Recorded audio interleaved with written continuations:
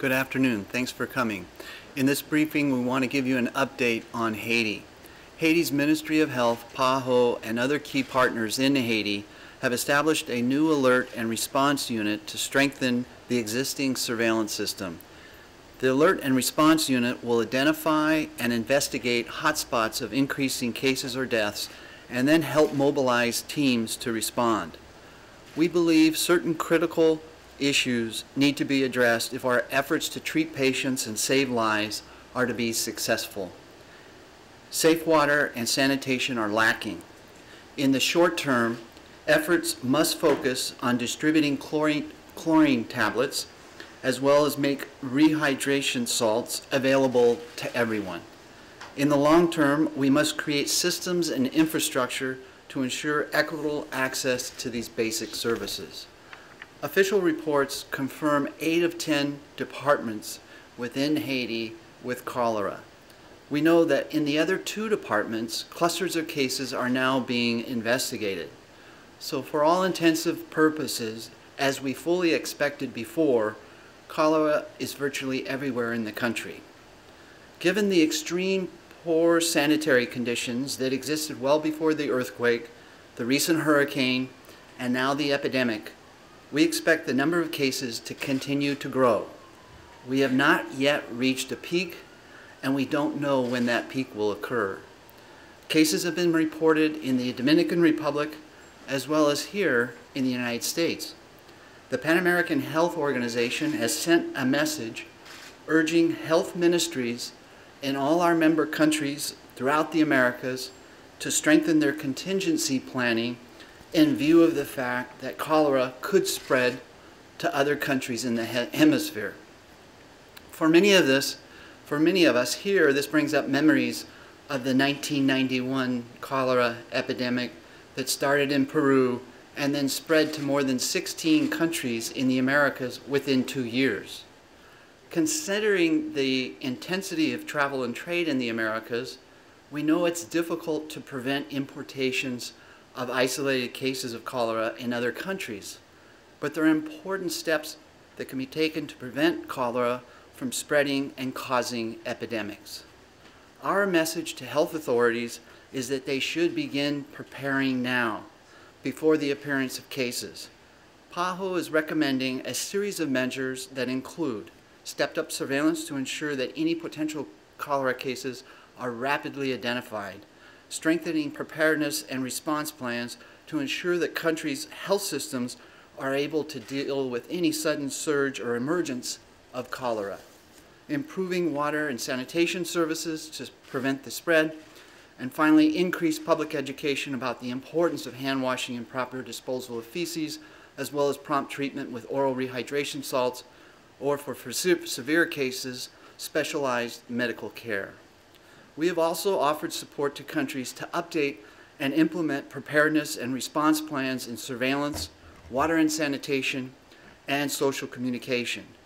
PAHO has already been working with ministries of health in the Caribbean countries to strengthen their planning for the possible arrival of cholera cases on their shores. In the capital, Port-au-Prince, workers at the logistics cluster and at PAHO's ProMess warehouse loaded some 40 metric tons of essential medicines and supplies onto trucks and helicopters as part of a 3-day operation to supply the areas most heavily affected by cholera and to pre-position these supplies, particularly in remote areas where the epidemic has not yet arrived. And we just learned minutes ago that an additional 42 metric tons of supplies were included in these efforts. In Haiti's North Department, international staff and medical workers, including some PAHO staff, remain confined to their living quarters following civil unrest earlier this week. We hope PAHO staff may soon be able to resume their work supporting the response to the cholera epidemic. Since the beginning of the crisis, PAHO has distributed enough supplies to treat about 80,000 cases of cholera, including supplies like oral rehydration salts and intravenous fluids for severe cases.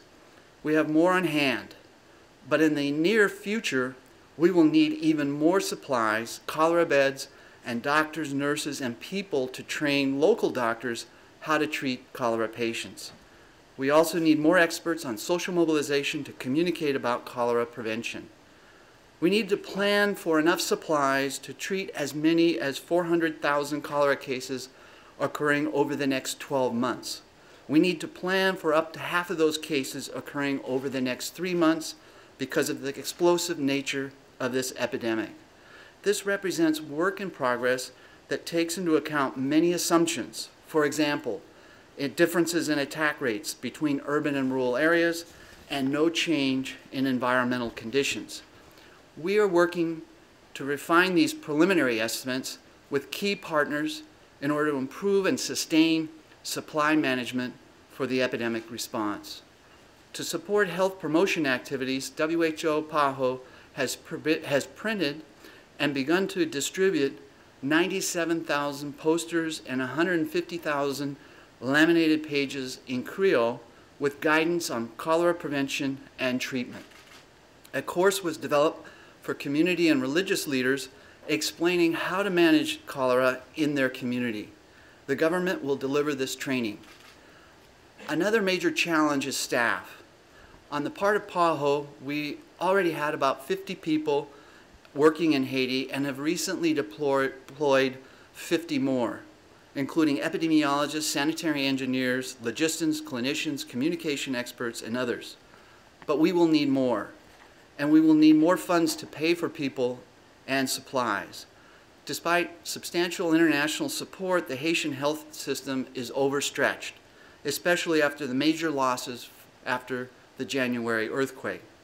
We hear reports from our partners like MSF and CDC that the staffing issue is also a challenge to them. To that end, we're encouraging partners to do everything possible to hire and train the Haitian people using cash for work programs. This is consistent with our primary objective of helping the Haitian people and the Haitian government in the response and taking the prime ownership to this crisis. Since cholera has a foothold and will not go away in the near future, the priority of hiring and training Haitians also aligns with our long-term vision of capacity development.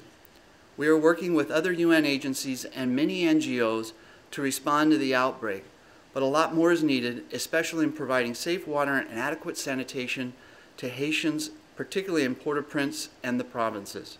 About 58% of the population before this crisis lacked access to potable water. About 76% of Haitians earned less than $2 a day.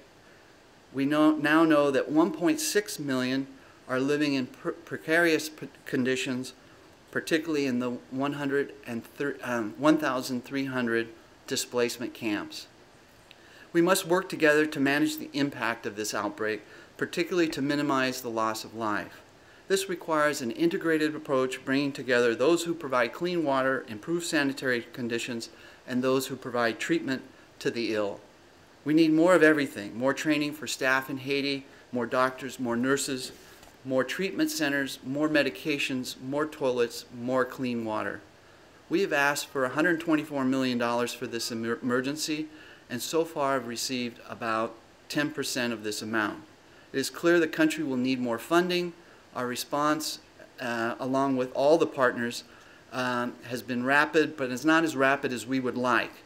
And the reason is because before the crisis, the country lacked the building blocks of health, which are water, sanitation, safe food, and adequate services.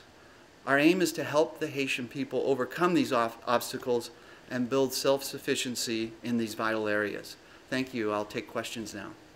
Dr. Andrus, you said there are 400,000 cases. Do you have any, these are 400,000 cases that would appear at a clinic or require some sort of medical care? Because is that what you're talking about? No, what I said was that we are planning the provision of supplies and equipment for projected 400,000 cases over the next 12 months, half of which will occur over the next 3 months. This is for planning purposes so that we can stay on top of the supply chain, ensure that at any one time we have enough ORT packets, antibiotics, intravenous solutions, and so on. So it's only for planning purposes. But if you have this for planning purpose, you must have an idea of how many people will need these supplies. That's the estimate. 400,000. Correct. Okay. I had a question, if I might ask, about the rural areas, and some of the video I've seen. I've seen video of bodies in the street. Is this the norm, or are these just unusual cases that we're seeing transferred back? We're getting this information from our staff in the field as well as partners also working in the field. One of the critical obstacles to receiving adequate quick care once severe dehydration sets in has been transportation. Studies done by the CDC show that many of the deaths are occurring at night. People are waiting too long to seek transport or be taken to a health center because this the data varies, but from onset of symptoms to death can be as soon as a couple of hours. So in the middle of the night, that is a key factor contributing to the challenge. And then in the rural areas where transportation is difficult, as it always is, you add to the complexity. I can say that I've worked in Haiti prior to the earthquake, and I recall working in some of the neighborhoods of Port-au-Prince where occasionally you would see a dead body. Those conditions were already there prior to this crisis. But now, earthquake, hurricane, and epidemic all contributing to the difficulties. Dan, may I continue? Okay, thank you. I wanted to know Haiti has a large population infected with HIV. How does this complicate the cholera situation? That's a great question because we can't overlook the fact that primary health care services are required. Women will continue to deliver babies. Patients infected with HIV or tuberculosis will require the management of their care. They will need to take their medications. This was a big challenge immediately after the earthquake, and we continue to work hard to prevent impediments to the necessary primary health care of these patients. So it's a great question, and it just on our part, particularly in the management of the ProMES warehouse, we can't just stay focused on cholera. There's a whole span of services and medicines, essential supplies that need to be managed. But if your immune system is already compromised, does that make you more likely to contract cholera? That's a fair statement, yes. If you have a compromised immune system, generally for any infection, the risk is a greater degree of severity.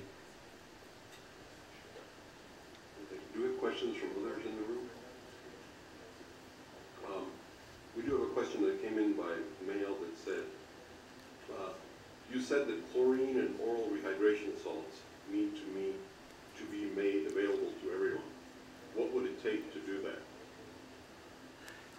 It's going to require a huge response. I've heard some people say almost a Marshall Plan approach to ensuring that every household has access to safe water. In the immediate short term, safe water can be provided by chlorine tablets. In the long run, we would hope that the vision would be an approach that would include the distribution of safe water supplies that are already pre-treated, perhaps in some areas even the kind of infrastructure that would bring in piped water and so on. It'll be variable according to the neighborhood or town or rural versus urban, but the fact is that we need to be thinking in the long term how to provide equitable access to safe water and sanitation. We risk all our efforts going for naught in addressing this outbreak if we don't keep that a part of the response.